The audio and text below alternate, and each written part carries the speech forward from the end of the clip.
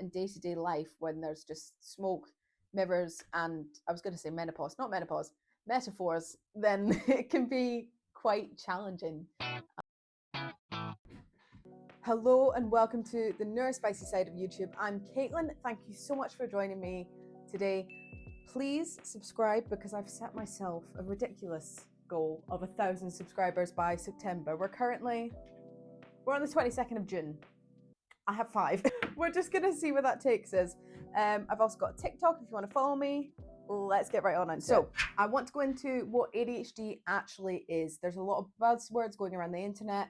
And it seems to be a trending topic at the moment. It doesn't mean that ADHD is a trend, but it means the topic itself has certainly got a lot of attention in the past couple of years, which is fantastic. We need all the awareness and all the understanding and support because that's such a positive thing. ADHD stands for Attention Deficit Hyperactivity Disorder. I'm really hoping to bring some education on what these words means, motivation, dopamine, stimming, there's so much information out there and it's so overwhelming, and I want to just shed light on my experience, my knowledge, and hopefully help a few people out there that have struggled with the similar things that I have. I'm by no means a psychologist, I'm not a doctor, I'm not a nurse. I have lived experience of ADHD and autism, and a few qualifications in learning disability and neurodivergent support. I've worked in SEN education with young neurodivergent people.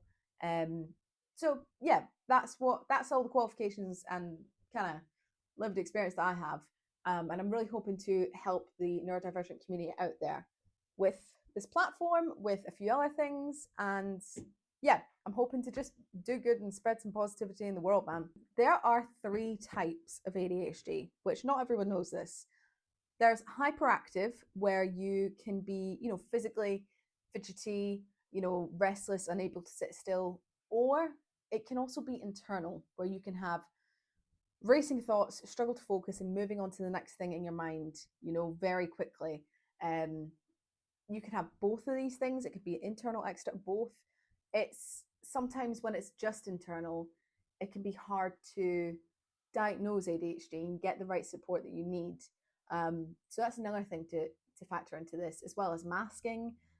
We tend to see higher masking rates in women. I was late diagnosed. I got diagnosed last April when I was 24.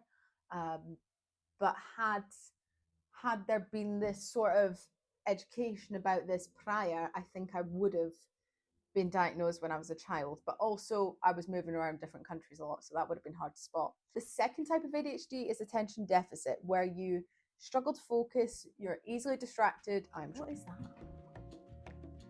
There's just a tractor outside. I think he's cutting the field or something. He's doing tractor things, that's okay. Struggle to focus and easily distracted.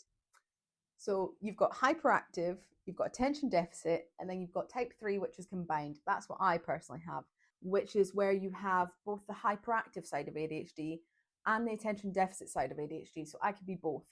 Now, some people would think, how does that even work? That's 2 completely different things. It does. And combined with autism, your brain is at war all the time. You've got autism that wants that strict routine. I'll do another entire video on autism because it deserves its own video. But basically, no matter if you have hyperactive, attention deficit, or combined ADHD, all 3 are in a dopamine deficit. Dopamine defined by, I've got my little book. Look at it. I read, anyway, I love a bit of reading. This is one of the books that I've just finished. It's called The Dose Effect by T.J. Power. It's not sponsored. It's just a great book. I've got it up in Glasgow when I went up to visit home.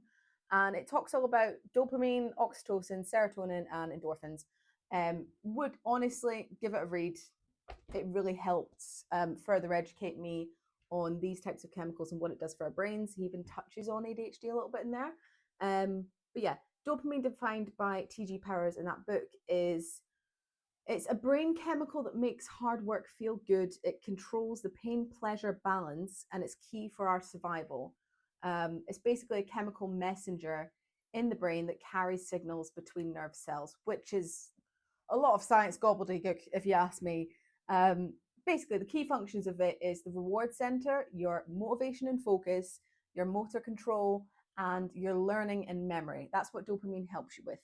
ADHD people are naturally low in this, which is why we might struggle to get motivated to start a task, to write that essay, to write that email, to go work out, to film a video, to do our hobbies. That initial task initiation is so difficult because we don't have the dopamine and the momentum already to just get up and go. It takes a while to build that momentum. There are a few things that we can do to increase and decrease our dopamine levels. So, increasing it is through exercise, moving your body, completing hard work, achieving your goals, healthy eating, which is amazing and absolutely everyone should be doing that. But I think with the pressure and expectation of we should be doing that, is a natural blockage in the way of actually achieving those things. And it takes motivation, dopamine, and effort to begin to do those things in the first place, and getting that momentum in. And that part can be really difficult sometimes. The things that decrease our dopamine are sugar, shopping, doom scrolling, pornography, gambling, alcohol, smoking, drugs. By no means am I condoning anything inappropriate or illegal, but I think it's really important to talk about these types of things that do deplete our dopamine. For me personally, it's scrolling on social media. Those short forms of content, doesn't matter what app it is, it can hook me in. And I've done my best. Here's a little hack. I've done my best to dumb down my phone. Like, I've put the color filters on, I've changed like the settings on my phone. So it's just black and white, and it's the same when you unlock it as well. Just black and white, nothing interesting, because those notifications and happy sounds and colors is a big dopamine hit, especially for people with ADHD. Um, Sugar as well. Oh, I love me a bit of chocolate. I can't. That's my downfall.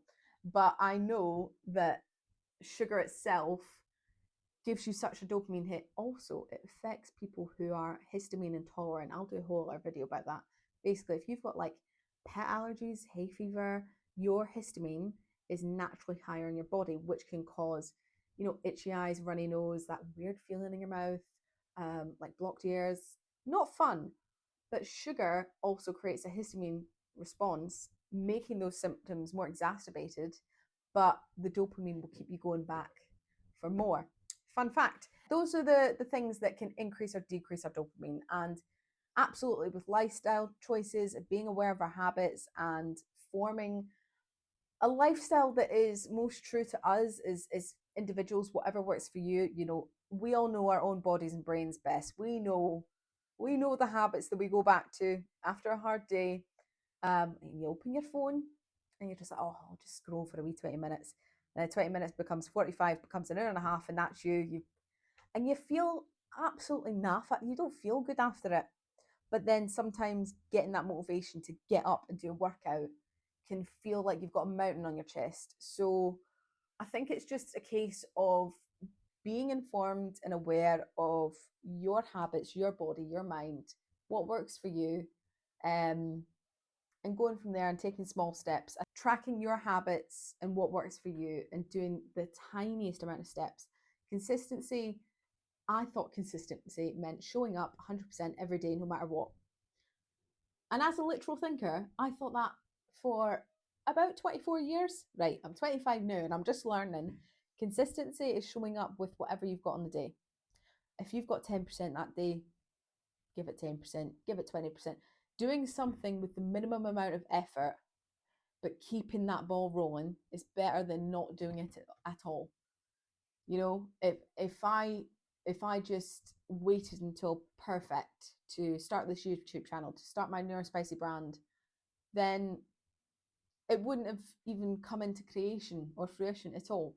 You need to, if you're going to do something, try it. If you can't be bothered to do it fully, try it half-arsed and see how far you get. Sometimes you just need that initial momentum to get the ball rolling, and there's no shame in that. I've gone completely on a tangent here. Basically, ADHDers naturally have less dopamine, which means that we're more likely to chase the quick fixes, whether it be alcohol, whether it be scrolling on social media, shopping, whatever it is. That doesn't necessarily mean that all people with addiction have ADHD or that all people with ADHD have addiction.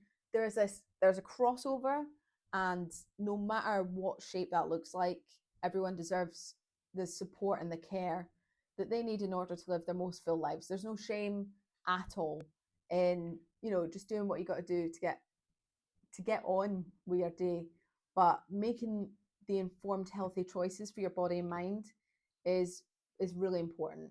And that's one of the reasons why I'm here, why I'm trying to share this information and knowledge that I have, in hopes to help somebody out there that might need it. Doing something rubbish is better than doing something. No, hang on. I feel very perceived. I love a bit of reading. Anyway. It's like watching Clarkson's Farm, but just outside your house, you know what I mean? And that's ADHD live, but that's how quick. Yeah. What was I on about? Attention deficit. Jesus Christ. Girl.